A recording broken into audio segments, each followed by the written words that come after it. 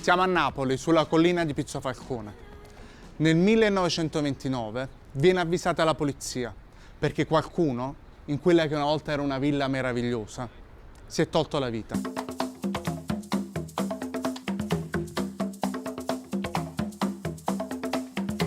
In breve si sparge la voce. L'inglese si è sparato. Su questo personaggio sappiamo ancora troppo poco e si è detto tutto ed il contrario di tutto. Questa è la storia di Lamont Young.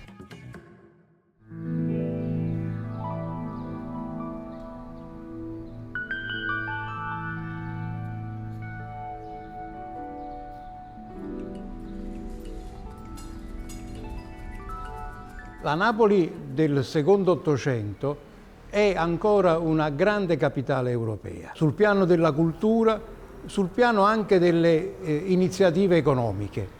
È vero che l'industria a Napoli è presente, ma sin dai tempi borbonici è nelle mani di imprenditori stranieri.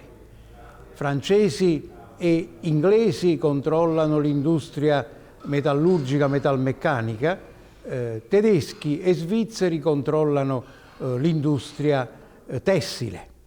Nel secondo Ottocento si svilupperà l'industria dell'illuminazione, prima col gas e poi con l'elettricità, e ci saranno i francesi e poi gli svizzeri a controllare questo settore. Infine, i servizi pubblici, i tramvai, sono nelle mani dei belgi e l'acquedotto del Serino è controllato dagli inglesi. Il turismo di classe è certamente un elemento fondamentale della città. Il Grand Tour settecentesco, ancora nella seconda metà dell'Ottocento e nei primi Novecento, a tappa a Napoli. Young si inquadra proprio in quel periodo di passaggio dall'eclettismo storicistico al floreale, che vede opere insigni davvero significative, importanti, di grandi architetti e ingegneri di quell'epoca. Pensiamo soltanto alla Galleria Umberto I di Emanuele Rocco e Francesco Paolo Bubé, con le decorazioni di Antonio Curi, l'autore del Gambrinus, e poi ancora passiamo a quelle alle architetture di Arata, di Giulio Ulisse Arata, con le terme di Agnano, a quelle di Francesco De Simone, alle palazzine quindi di via San Felice e via Parizzi, fino al mausoleo di Schirizzi, di Alfonso Guerra, che mostrano proprio questa importante vivacità e evoluzione del linguaggio architettonico napoletano.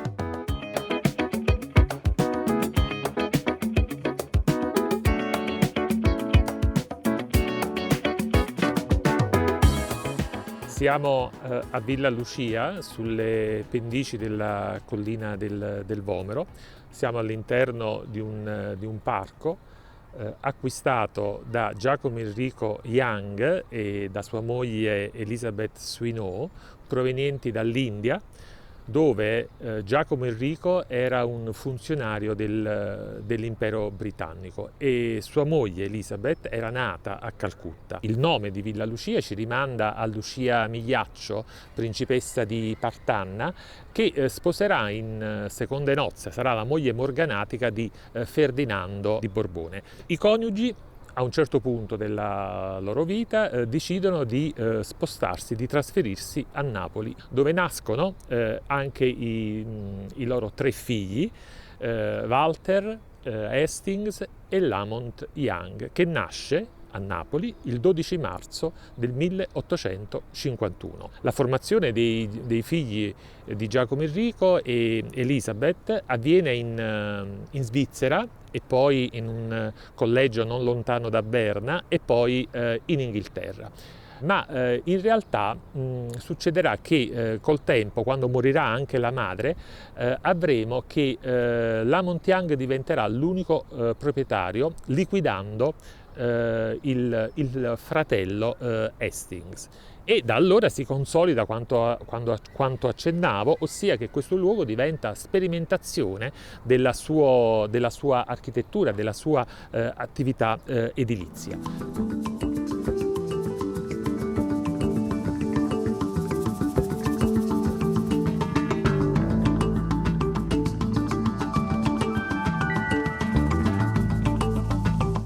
È il 1874. Il Comune di Napoli emana un bando per la linea cavallo-tranviaria, l'antenato del moderno tram. Questo bando viene vinto da una ditta straniera, ma quello che stupisce è il progetto di un giovanissimo architetto, di soli 23 anni. I consiglieri comunali infatti restano senza parole davanti a quello che all'epoca doveva risultare come qualcosa di fantascientifico. È il primo progetto di metropolitana e quel giovane è Lamont Young. Qualcuno avrà pensato che si tratta delle follie di un eccentrico straniero, però quel progetto non sembra l'opera di un folle, perché è incredibilmente dettagliato. In diversi libri, infatti, illustra minuziosamente ogni dettaglio della sua idea, dai singoli costi di produzione agli orari di arrivo di ogni treno nelle stazioni. L'esperienza di Young per il concorso delle tranvie a cavallo del 1874 sicuramente affonda le radici in una problematica urbanistica che è quella della ex capitale. Questa idea è sicuramente l'embrione di quanto Young mostra nel primo progetto, appunto quello per le tranvie a cavallo, che nonostante non sia stato vinto il concorso da Young, che lo presenta con un collega Mendola, ma da una società francese di Ladislao Paridin, bisogna dire che ha una importanza fondamentale come primo approccio e quindi lancio dell'idea che poi caratterizzerà tutte le versioni del progetto di metropolitana. Il giovane Lamont lavora per 6 anni a quest'opera e nel 1880 si ripresenta in comune. Questa volta i consiglieri comunali restano ancora di più senza fiato per quella che è un'opera che compare mastodontica. Ecco che nel 1880 questa prima versione, che presenta già la previsione di una linea superiore, e cioè quella che va a margine del nucleo storico, diciamo, passando quindi a mezza costa tra la collina di San Martino e il centro, e poi salendo per via Foria e collegandosi quindi al lato della stazione, e poi la linea inferiore che scendeva e passava per la zona a valle del centro antico e quindi via Marina, e poi collegandosi a Chiaia e chiudendo quindi il cerchio. Ma non dobbiamo pensare che Lamont Young si sia dedicato solo a questo progetto in quegli anni. Inizia infatti la sua attività di costruttore partendo proprio dal suo vicinato, da Parco Grifeo.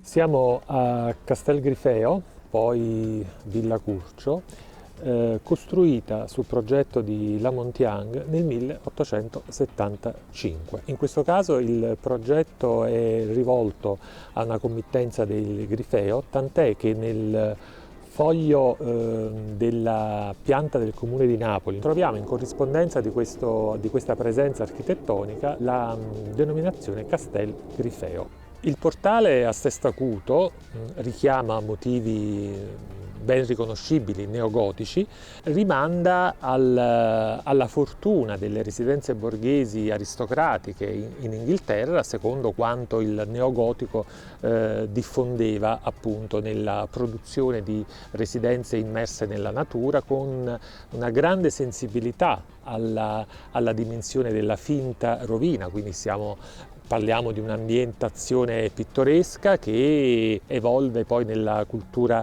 romantica.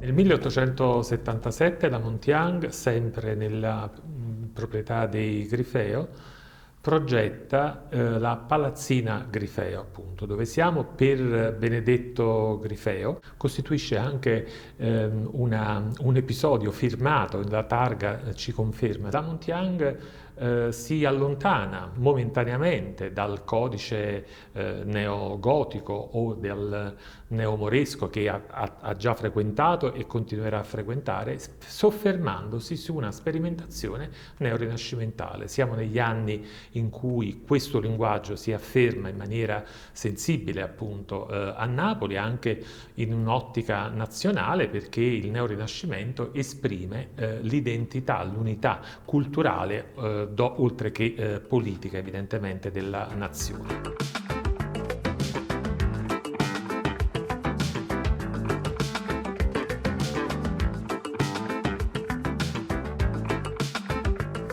Sempre sulla proprietà Grifeo, nel 1884 la Montiang progetta un istituto scolastico femminile, poi trasformato dal 1933 in poi in istituto Grenoble, collegato appunto all'università della città francese. Ancora una volta, in questo caso, la Montiang adotta un linguaggio neorinascimentale che si caratterizza in questo caso per l'uso del tufo a vista in facciata e con l'accentuazione chiaroscurale del corpo centrale, dove la Montiang inserisce dei busti nei tondi della facciata, così come aveva già fatto Enrico Alvino nell'edificio dell'Accademia delle Belle Arti.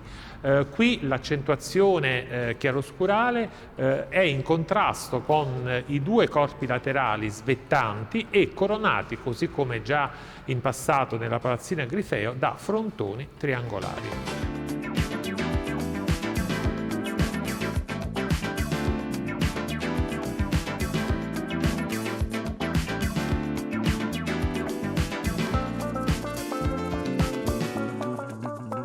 Il progetto piace, però gli obiettano di tutto.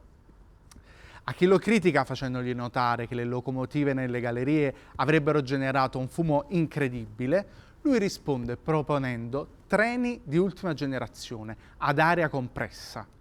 Troppi tunnel avrebbero danneggiato la città e lui modifica il progetto includendo un tratto esterno di sopraelevata sul lungomare.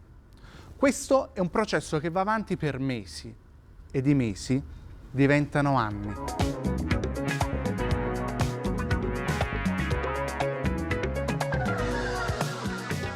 In questa versione Young deve tenere conto delle opere in atto di cui abbiamo fatto cenno, ma proprio per la previsione di tanti scavi e quindi tunnel, Young prevede la realizzazione di un riempimento a mare a valle di Posillipo che avrebbe dato vita a un nuovo rione, il rione Venezia, e soprattutto alla valorizzazione, e questo in maniera assai lungimirante, dell'area di Bagnoli. Rione Venezia nasce nell'eccezionalità della progettualità di la Montiang.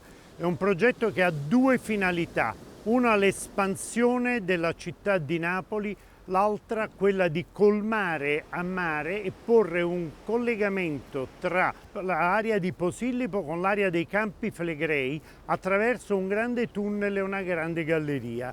Tutto questo materiale che sarebbe uscito dalla galleria di tufo della collina di Posillipo, secondo la Montiang, poteva essere portato a mare per poter creare un nuovo quartiere. Perché si chiama Venezia? Perché prende a modello la città di Venezia, è un'espansione verso il mare, ma non compatta, attraverso una serie di canali che dietro il Palazzo Donn'Anna si dovevano estendere per 1 chilometro di costa e per circa 500.000 metri quadrati di terreno. Erano gli anni in cui iniziava il progetto della colmata a mare della spiaggia di Santa Lucia.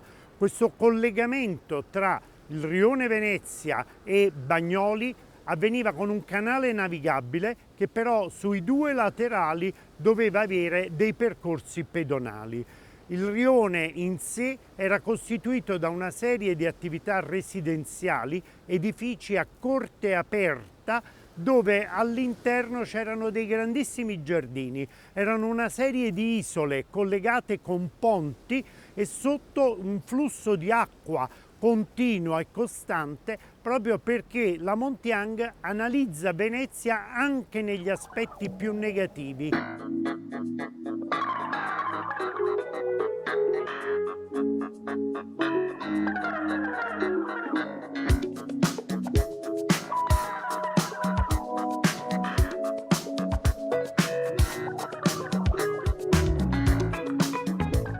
Oltre ad una visione urbana che prevede la Montiang per l'area di Bagnoli come collegamento con l'area del rione Venezia a Posillipo, lui progetta una serie di edifici di grande interesse.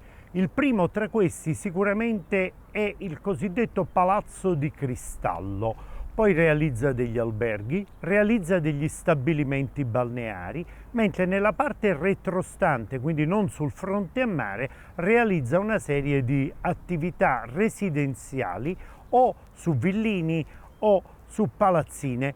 Al di là dell'edilizia lui prevede tanto verde e prevede una serie di canali anche navigabili che possono senz'altro dare un contributo notevolissimo al paesaggio e all'ambiente. A pochi metri dall'acciaieria che noi vediamo alle spalle doveva sorgere il cosiddetto Palazzo di Cristallo, il quale era una grande innovazione perché non era soltanto dal punto di vista formale che prendeva a modello il Crystal Palace di Paxton, ma anche dal punto di vista delle grandi esposizioni.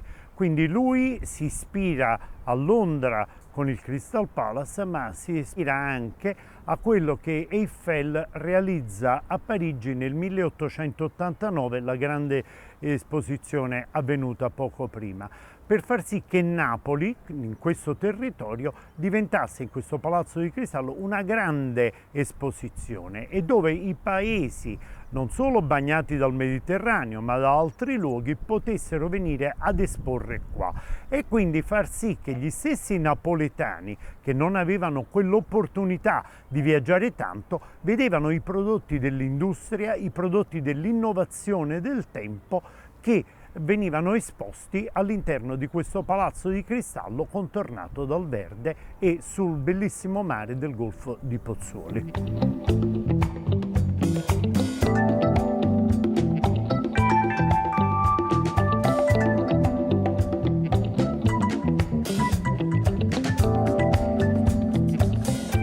Siamo nella sala veranda dell'Hotel Bertolini. È una grande avventura imprenditoriale di La Montiang, che era già proprietario di Villa Lucia e decide di costruire in un'area verde che era antistante Villa Lucia un grandioso edificio. All'inizio pensa che sia per appartamenti, ma poi decide che possa essere albergo.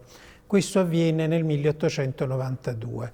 Che cosa era successo? Che l'apertura del corso Vittorio Emanuele, prima corso Maria Teresa, poi corso Vittorio Emanuele, aveva reso interessante questa zona anche per le residenze ma anche per il turismo. Come poteva essere utile questo edificio che, come dire, in un'epoca in cui non c'era ovviamente l'automobile, era abbastanza difficile da raggiungere. La Montiang sin dall'inizio pensa all'utilità dell'ascensore. A un certo punto vende Villa Lucia. In realtà la vendita sembra legata all'Hotel Bertolini perché? Perché la baronessa Corsi, che poi comprerà Villa Lucia, interviene prima come cedente un mutuo per la costruzione dell'Hotel Bertolini e dopo pochi anni questo mutuo si trasformerà nella vera e propria vendita di Villa Lucia, riservandosi la Montiang per qualche anno il diritto di vivere nello chalet. Perché un albergo? La Montiang mantiene sostanzialmente lo sguardo da straniero su Napoli, vede un grande potenziale turistico e questo vale anche per il progetto della metropolitana, decide di creare anche una bella sala indiana, una sala particolare, perché in fondo forse possiamo pensare che nell'ottica degli inglesi questa Napoli a sud, un po' colonia lo era, uno stile coloniale poteva andar bene, e comunque questa suggestione di essere altrove, anche al di fuori dell'Europa, era qualcosa che in termini turistici funzionava bene. La Montiang diceva con orgoglio che era una struttura che poteva funzionare sia come albergo che come residenza. In realtà funzionò all'inizio a lungo come albergo, lui riuscì a fare l'ascensore, lo dette prima in gestione a una famiglia molto importante di albergatori che erano appunto i Bertolini, il cui nome è rimasto nell'immaginario e ancora adesso si chiama così, che poi lo acquistarono e fecero pure dei cambiamenti. Oggi invece è in parte residenziale, in parte con una sala ricevimenti che approfitta della bellezza del panorama.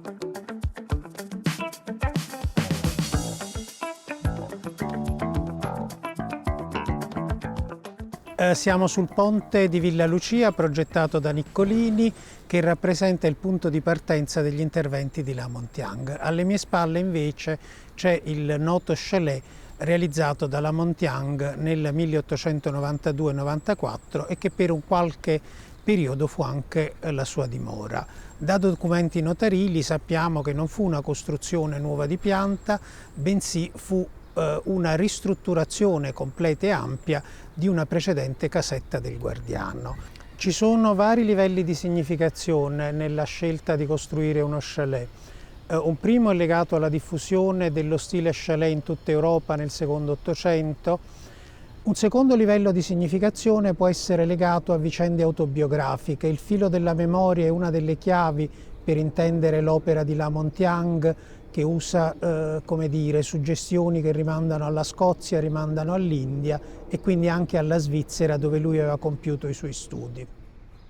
In seguito alla vendita della proprietà di Villa Lucia, l'attenzione di La Montiang si concentra sulla parte inferiore della collina del Vomero. Dal 1902 quindi articola un progetto su due corpi di fabbrica, un corpo inferiore minore, fiancheggiato da due torri poligonali, e un corpo superiore dove peraltro siamo adesso. La vicenda di Castellamont è abbastanza breve, perché in realtà il progetto del 1902, ma nel 1904 egli è costretto in qualche modo a vendere al banchiere Carlo Haselmayer, e lui si trasferirà alla Gaiola. Nel frattempo il progetto di metropolitana continua. Il Consiglio Comunale dà il via libera ai lavori. Lamont ha a disposizione diversi mesi per trovare degli investitori privati. Sappiamo che li cerca in Inghilterra. E chiede al Comune una proroga che gli viene concessa. Passano i giorni. Si sparge una notizia positiva. Gli investitori pare ci siano. Lamont chiede un'ulteriore proroga al Comune, che questa volta non gli viene concessa. Arriviamo al giorno della scadenza e purtroppo al Comune non sono arrivati questi progetti firmati. Il progetto quindi fallisce.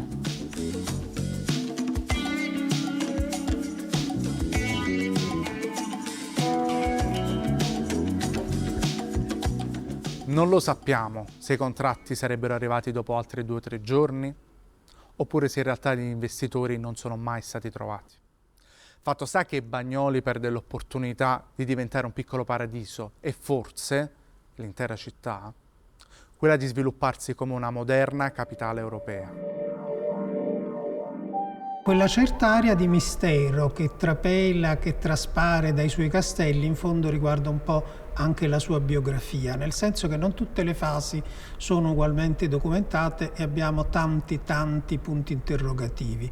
Uno di questi riguarda gli anni della Gaiola. Quello che è sicuro di questi anni, in cui è probabile che sia un po' meno intenso il suo contributo all'urbanistica di Napoli, è una sorta di scoperta del mare. Lo troviamo proprietario di yacht, appassionato socio dello Yachting Club, da tempo desiderava una residenza sul mare a Posillipo, comprerà poi l'isolotto di Vivara che immagino sia proprio per escursioni da yachtisti. C'è questa grande passione per il mare che è l'unico dato di questa fase, in cui tra l'altro talora risulta come indirizzo ufficiale residente, o comunque l'indirizzo postale, la villa comunale, e mi chiedo sia un circolo, sia un edificio che ha preso in fitto. È uno dei tanti piccoli misteri sulla vita di La Montiang.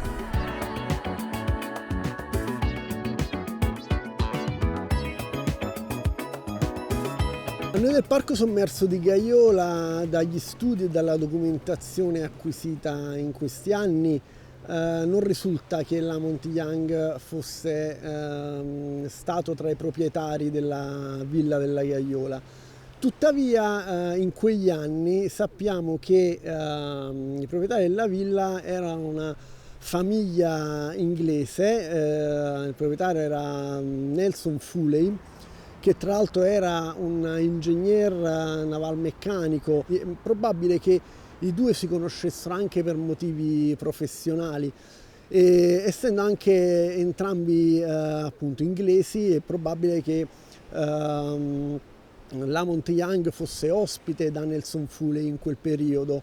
Inoltre sempre in quel periodo un altro famoso inglese per i suoi studi sull'archeologia subacquea, che sono ancora, diciamo, un capisaldo per l'area di Posillipo, era Robert Gunther, che sappiamo conosceva bene la famiglia Foley proprio perché fu anche lui ospite presso la villa per condurre i suoi studi di archeologia subacquea. Per cui insomma è bello pensare, considerando anche la passione che aveva La Montiang per l'archeologia subacquea, che si sia creato in quel periodo questa sorta di cenacolo intellettuale di appunto connazionali inglesi che risiedevano in quest'area.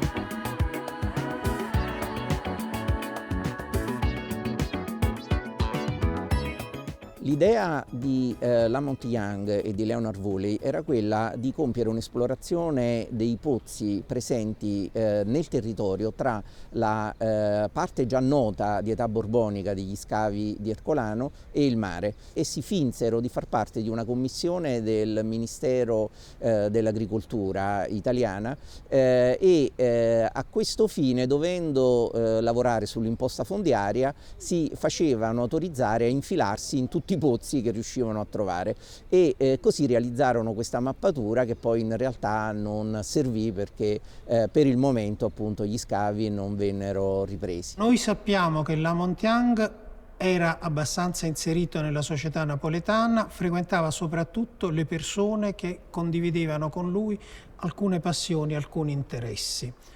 Queste passioni e questi interessi sono lo yachting, sono l'automobile, ma sono anche per esempio l'elettricità, le prospettive dell'elettricità, in parte anche l'archeologia, e poi sicuramente era molto più collegato di quello che si pensa a figure di urbanisti che studiavano in qualche modo come lui l'urbanistica napoletana.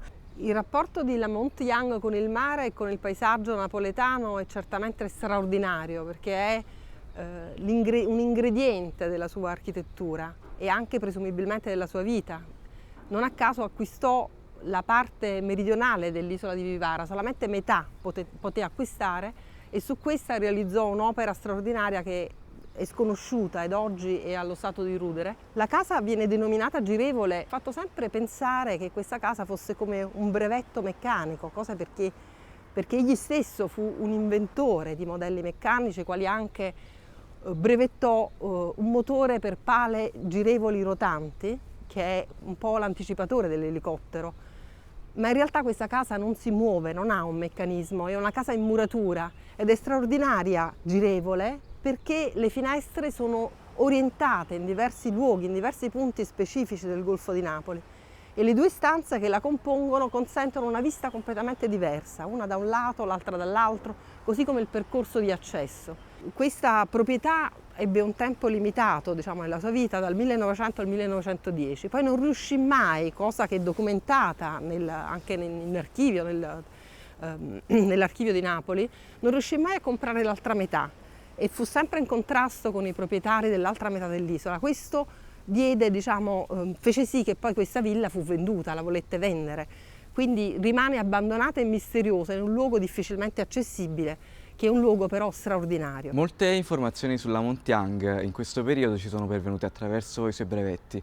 La Montiang infatti non rappresentava solo l'ingegnere o l'architetto del suo secolo, ma anche l'inventore. Tra le sue invenzioni principali possiamo ricordare il drone a pale orientabili, che era alimentato a cherosene, ma anche molti progressi portati alla navigazione, tra cui la Lamontina, che era appunto un canale navigabile che era stato progettato apposta per il rione Venezia, ma anche la fognatara a sistema Young, che era appunto un sistema per lo spurgo delle acque. Aveva progettato una torre all'interno di Villa Lucia, che non sappiamo se sia stata costruita alla fine oppure no, ne abbiamo solo notizia all'interno di una importante rivista di architettura inglese. E tra le altre invenzioni a livello architettonico possiamo ricordare diversi ascensori, tra cui l'ascensore di Chiaia o del Vomero, che appunto serviva a collegare i quartieri.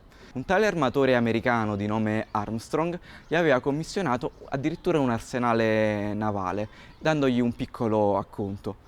Ora di questo arsenale non ne abbiamo più avuto né tracce né progetti, non sappiamo che fine abbia fatto, non sappiamo se Armstrong gli abbia pagato del tutto la cifra con lui stabilita, sappiamo solo attraverso questo giornale che la Montiang era al lavoro su questo arsenale. Ci fu l'espansione, di questo fenomeno nuovo che era l'automobile alla fine del secolo, e lui pensò, insieme ad altri suoi amici, la maggior parte nobili dell'epoca, che avevano la possibilità economica, oltre al ceto sociale, avevano la possibilità di acquistare un'autovettura, e quindi insieme ad altri 38 amici nel 1906 fondò questo club che doveva servire a tenere unite queste persone per fare soprattutto sport e per fare turismo, perché all'epoca non si ipotizzava di andare al lavoro con l'automobile,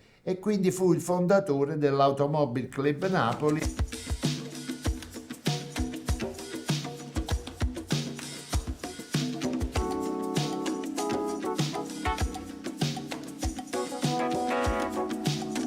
Nel 1905, reduce dallo sfortunato progetto per la metropolitana e per il rione Campi Flegrei a Bagnoli, Young si dedica ad una intensa attività edilizia che peraltro aveva già cominciato qualche anno prima al Parco Grifeo, e per Montecchia fonda una società con il banchiere Tommaso Astarita, la Semen, appunto Società Edilizia Montecchia Napoli, che dà avvio ad una serie di progetti come appunto quello di cui parliamo, e cioè il progetto per il Grand Hotel Ecchia, una sorta di palazzo da Maharajà con una grande cupola di ferro e vetro che avrebbe svettato sulla cima del Colle di Pizzo Falcone, e avrebbe avuto una parte sottostante composta da un palazzo per uffici in stile neorinascimentale, quindi neorinascimento e neoindiano, che si sarebbero composti in questa proposta. Siamo tornati al punto di partenza di questa storia, qui a Villa Ebbia a Pizzo Falcone. Dopo il mancato affare col banchiere ed amico Tommaso Astarita, Lamont si sposta sul lato della collina, dove acquista un terreno, e nel 1920 inizia la costruzione del secondo castello Lamont. Anche in questo caso, come è stato per Castello Haselmayer, Lamont successivamente cambia il nome del castello. Infatti nel 1913 sposa una giovanissima ragazza, Ebbe Cazzani, e a lei dedica questa villa, di qui il nome Villa Ebbe. La cosa bellissima è questa scala elicoidale, progettata ovviamente da lui. Le Montiang, anche se era di origine inglese, i suoi genitori erano inglesi, lui era nato a Napoli e quindi insieme alla mentalità anglosassone aveva anche la cocciutaggine del napoletano. Quindi ogni suo momento difficile era un'energia per continuare più di prima. Nessuna difficoltà lo fermava.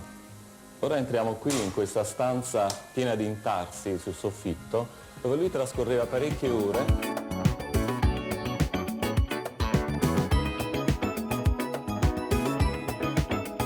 Originariamente però i castelletti erano due. Ce n'era un altro gemello perché Lamont ne costruisce uno per sé e l'altro per l'amico Tommaso Astarita. Oggi però il secondo castelletto non c'è più. È andato distrutto durante i bombardamenti della Seconda Guerra Mondiale ed al suo posto c'è un edificio moderno qui di lato. In realtà il progetto originario di Lamont era molto diverso. Infatti i due castelletti facevano parte di un corpo molto più grande. Un castello enorme che doveva sorgere su questa collina. Questo progetto però è destinato a fallire, come l'albergo neoindiano, perché il comune non approverà mai lavori per farlo. Con Villa Ebbe si conclude la vita da architetto di Lamont. Ma cosa succede alla villa alla morte dell'architetto inglese? Ebbe sposerà il figlio di Camillo Guerra, un altro famoso architetto dell'epoca, autore del mausoleo Schilizzi a Posillipo. Con Ebbe vivranno serenamente nella villa fino alla loro morte. Gli eredi la venderanno nel 90 ed il comune la acquisterà nel 97 per 5 miliardi e mezzo di vecchie lire. Ma fino ad allora la villa era stata un punto di riferimento per eventi e cultura a Napoli. Ho un ricordo nitido di quello che è stato dagli anni 90 in poi e anche prima. Si susseguivano premi, concerti stranieri, consoli, ambasciatori. Nel 1998 inizia a girare una strana diceria nella zona. Si può temere il peggio per il castello di Lemont Young sulle rampe di Pizzo Falcone, che probabilmente finirà all'asta. Questo esemplare, pezzo della storia del periodo più florido del Liberty napoletano, potrebbe essere abbattuto e diventare un parcheggio auto. Tutto questo perché la Sovrintendenza ai Beni Artistici ritiene che la storia di quel bel castello sia troppo giovane. Non è possibile che questa fetta di Napoli, questa montagna che poi ha millenni di storia, possa diventare un ammasso di garage semplicemente per fare una speculazione. I residenti con Pasquale si mobilitano e alla fine, nel 99, il comune accantona completamente il progetto. Pochi mesi dopo però, nel 2000, la tragedia. Vado a Piazza Plebiscito, doveva uscire un articolo di una serata bellissima nello studio, esce, quindi tutto felice. Vado nel Gambrinus e mi raccontano che si sta incendiando il castello. Un castello distrutto dalle fiamme, spente solo all'alba dai vigili del fuoco. Era quasi mezzanotte quando, per cause probabilmente dolose, si è incendiata Villa Lamont Young, un'antica costruzione dell'Ottocento. Io ero, meno male, ero a cena fuori, perché se fossi rimasto qua secondo me morivo in due castello.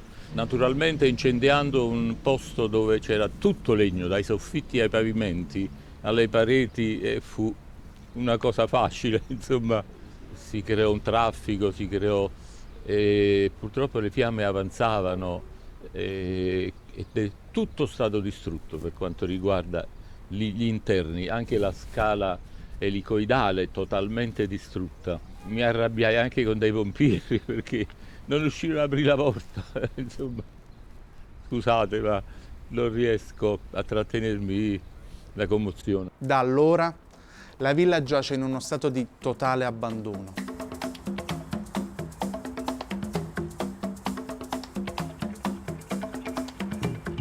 Ma adesso però sembra che qualcosa di concreto si stia muovendo. La villa in questo momento è al centro di una call globale.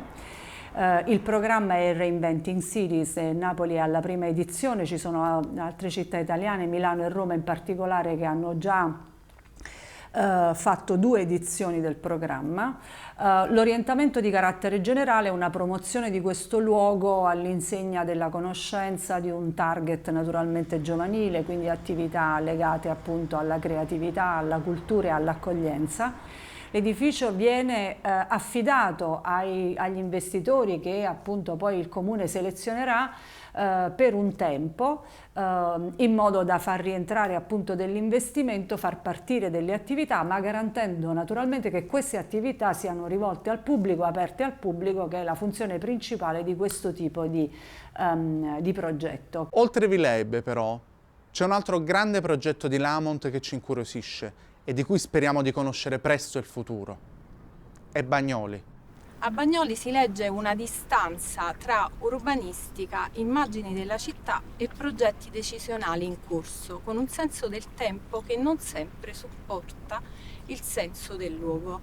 C'è un passato lontano, felice, in cui abbiamo la spiaggia, le terme e il progetto di La Mo Yang per questo pezzo di città, seguito da un mito che è il mito della fabbrica, ugualmente coinvolgente. Tra il 90 e il 94 abbiamo la dismissione, che parte con la chiusura dell'altiforno nel 90 e si conclude con la chiusura definitiva della fabbrica.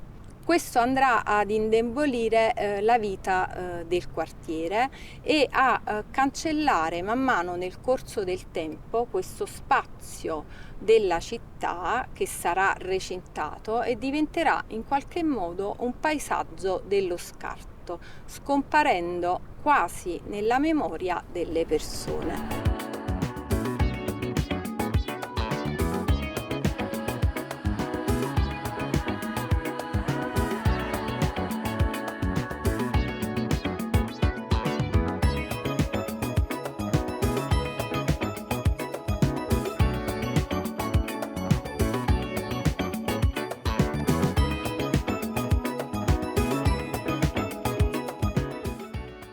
La sua morte diventa un vero e proprio mistero, anche perché durante il fascismo i giornali dell'epoca non potevano parlare di scandali né tantomeno di suicidi. Il suicidio ci sta tutto, vista la pena di quest'uomo che per decenni cerca di realizzare il proprio sogno e il sogno, devo dire, non solo proprio ma dell'intera città. Si deve essere verificato uno stato di particolare prostrazione e delusione per i 40 e passa anni passati dietro un'idea, dietro un sogno che si sarebbe potuto realizzare.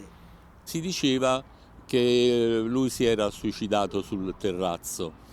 Io non ho mai creduto, perché un uomo così intelligente, un architetto ingegnere, tant'è vero che ancora sta in piedi il castello, secondo me è morto di vecchiaia.